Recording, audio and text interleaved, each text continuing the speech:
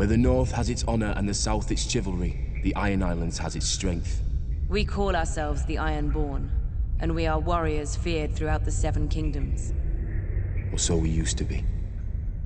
Unlike their mainland cousins, the first men of the Iron Islands never bowed to the old gods. Theirs was the drowned god, who made the Ironborn to reave and sack and write their names in salt, steel, and song, that his enemy, the Storm God, could not wash away. We raised our kings from our own ranks, and used beaten foes as thralls to work our mines and farm our land. Or as salt wives, if a woman was pretty enough. Such was the old way, and while we followed it, we held sway wherever the waves were heard. When Aegon came demanding fealty, King Harren the Black ruled as far east as the Trident. Other kings like the Starks could kneel, but Harren was Ironborn, and the Ironborn must be beaten. In Harrenhal, he had the mightiest castle in Westeros, and the army to defend it. But Aegon did not intend a siege. He mounted his dragon and roasted Harren and all his sons in their tower, and the Old Way with them. Because of Harren's defiance, Aegon pushed the Ironborn back to our islands and gave the Riverlands to the Tullys. But he did allow the Ironborn to choose who would lead them.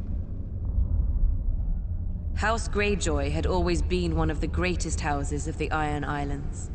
We trace our descent from the Age of Heroes and the legendary Grey King, who took a mermaid to wife and made war upon the Storm God for 1,000 years. Blessed by the Drowned God, the Grey King fought and slew Naga, the great sea dragon, and took her fire for his own.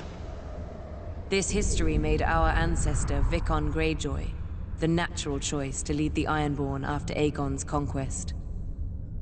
For 300 years, House Greyjoy ruled the Ironborn. We styled ourselves Lord of the Iron Islands, King of Salt and Rock, Son of the Sea Wind, Lord Reaper of Pike. In truth, we were thralls. Our people still chanted, "What is dead may never die." But the Old Way had died. Until the Targaryens followed their dragons into the grave, and our Lord Father, Balon Greyjoy, rose against the new king, Robert Baratheon. He seized our ancient crown and sent our Iron Fleet against the Lannisters at Lannisport, burning all their ships before any could weigh anchor. Though Robert and Eddard Stark would later defeat him, they understood us no better than Aegon. The Greyjoy sigil is the Kraken. What it grasped once, it will never surrender.